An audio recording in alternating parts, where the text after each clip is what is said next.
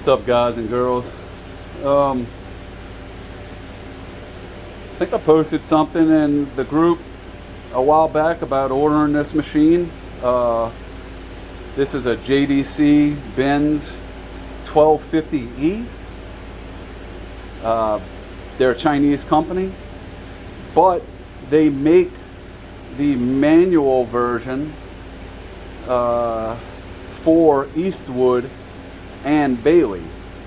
Bailey sells their other machines. I think they have a 10-foot machine, so they sell that machine too, if I'm not mistaken.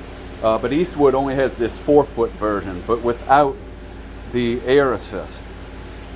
So, if I'm not mistaken, Eastwood is something like $2,600, $4,200 shipped to the house. I think Bailey is around the same for the manual version. I contacted JDC because I saw the pneumatic version first on their site. I didn't see it on Bailey's site at first. And I emailed them, asked them for a quote. This machine, to my door, it was supposed to be. I wound up going to pick it up at the carrier, but there was a carrier's fault, not the shipper. I wound up going to pick it up. It was $2,700. So, you know, it was a no-brainer to take a risk and just send $2,700 to China, since it's coming from there any which way, and see if we get a machine. Here it is, 5-6 months later. It took a little bit longer than I thought. So I did a few upgrades. Got the little Harbor Freight wheels. I think those are rated at 150 pounds a piece, but the machine's like 700 pounds. It does fine. I mean, there's nothing, you know. It rolls. Of course, I got extension cords and stuff stopping me. It wasn't really a good demonstration, but any which way, I could roll it out of here if I want to, or need to move it in a certain spot because I have such a small area to work in. I need to put it on some wheels. If I need to, I'll probably weld some supports right there, but I don't think they really need it, like around where that open flat spot is. It feels sturdy. There's a lock-in wheel, so you know you don't have all that rocking going around. There's no really weight bearing on it any more than whatever metal that you're bending, so I think they'll do good. Another upgrade I did was, let's bring it over here, is when this thing operates and it lets the air out, it comes with a air muffler like this over here. I've already had these. These are a regulated type muffler, and what that did was that allowed the brake to come back down in neutral position nice and slow. You could adjust that right here.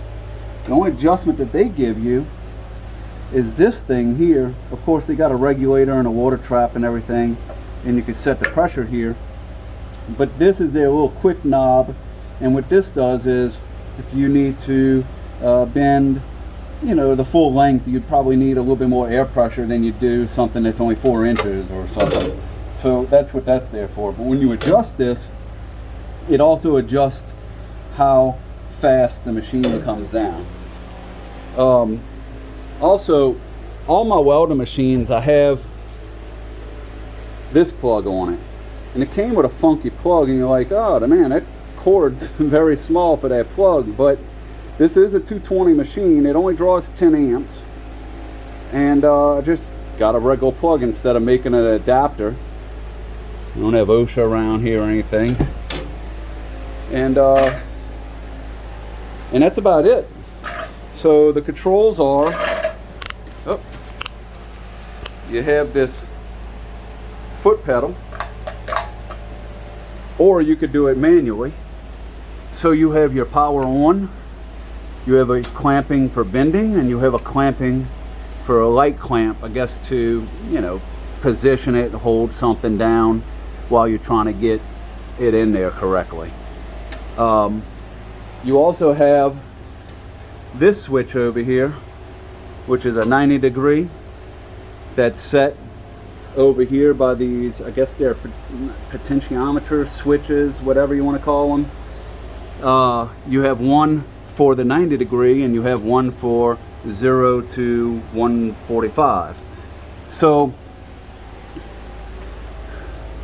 this switch right here is for the 90 degree. They give you a little Allen wrench. You can adjust it there. It was pretty much on point. You have the other one, which is right here, the 0 to 145 degree, and you just slide that up and down for repeatable stuff. Now if you wanted to use this as a manual brake, I found that you just literally, and I'll probably upgrade this with some kind of three-way deal, so I don't have to unplug these all the time. But if you unplug this hose and this hose, then that basically releases the pressure off of it, because you're not pulling on here. There's pressure on there right now.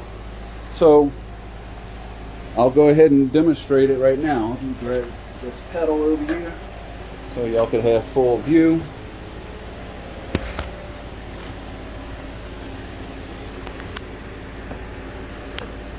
And I'll just demonstrate.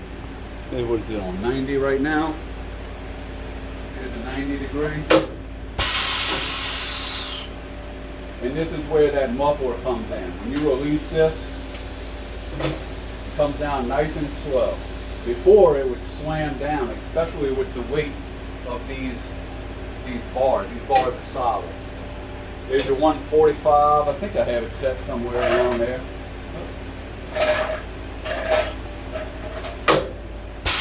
There it goes. Cool. And you can see when it reaches its limit, it goes, that little red light lights up. Pretty cool machine. I bent a few things with it. Not much. This is some 16 gauge. It was able to bend 8 gauge like 6 inches wide with no problem. So it can do thicker stuff.